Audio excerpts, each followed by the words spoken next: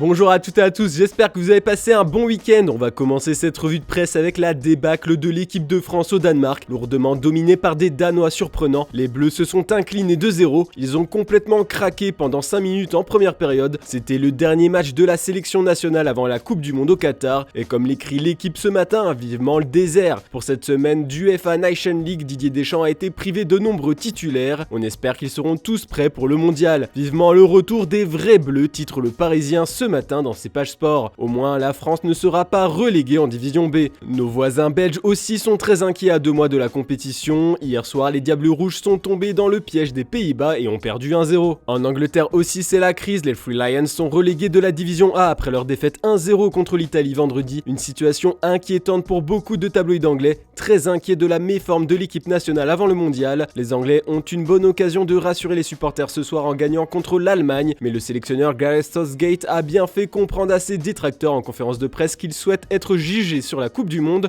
comme on peut le lire dans le Daily Express ce matin. Il a le monde sur ses épaules, titre le Daily Mirror. Le tacticien n'est pas un idiot comme il a pu le dire de ses propres mots en conférence de presse. Il sait qu'il sera au chômage si l'Angleterre fait un parcours catastrophique en Coupe du Monde. Et ce lundi, le Daily Star s'est déjà questionné sur son futur remplaçant et ça va être compliqué pour la fédération anglaise. Comme le rappellent les journalistes anglais, Graham Potter vient de partir à Chelsea. Lampard et Gerrard n'ont rien fait pour justifier leur nomination. Eddie Howe s'est accoquiné avec les Saoudiens et Brendan Rodgers dirige l'équipe la plus en galère en Première Ligue. Puis Pep Guardiola et Jürgen Klopp ont mieux à faire. Enfin, Mauricio Pochettino, ce sera trop cher. En Italie, c'est plutôt la fête depuis la victoire contre l'Angleterre. La squadra azzurra retrouve des couleurs et part en quête de la victoire finale en UEFA Nation League, histoire d'oublier la non-qualification en Coupe du Monde. Une victoire ce soir en Hongrie assurerait une place pour le Final Four de la compétition. Mais ce matin, la Gazzetta dello Sport a plutôt souhaité mettre en avant Rafael Leao. En fait, Maldini, le directeur technique des Rossoneri, a fait une déclaration choc pour dissuader tous les clubs européens de recruter sa pépite portugaise. L'Italien a expliqué tout faire pour le prolonger. Rafa sait que son processus de croissance est à Milan. Je pense qu'il y a une bonne possibilité de parvenir à un accord. Et cette saison, nous sommes encore plus forts, a-t-il déclaré. On va parler un peu de Manchester United maintenant. Ce matin, en feuilletant The Manchester Evening News, on apprend qu'Eric Ten Hag a changé sa manière d'entraîner depuis qu'il a quitté l'Ajax pour le nord-ouest de l'Angleterre. En fait, en parlant de son premier mois à Manchester, Anthony a révélé à quel point le coach a adapté ses séances à l'intensité de la Première Ligue. Laurie Verde a aussi expliqué s'être rapidement acclimaté au championnat et au club. Les gens m'ont vraiment bien accueilli et je me sens chez moi, a-t-il expliqué. Une autre recrue s'est rapidement mis au niveau des exigences du championnat anglais, Lisandro Martinez. Fortement critiqué pour ses débuts, surtout à cause de sa petite taille, il a fait taire ses détracteurs en s'imposant comme titulaire. S'adressant à TIC Sport après la victoire de l'Argentine sur le Honduras, Martinez a répondu aux critiques qui lui ont été adressées. Pour être honnête, c'est un rêve qui devient réalité de jouer dans un aussi grand club que Manchester United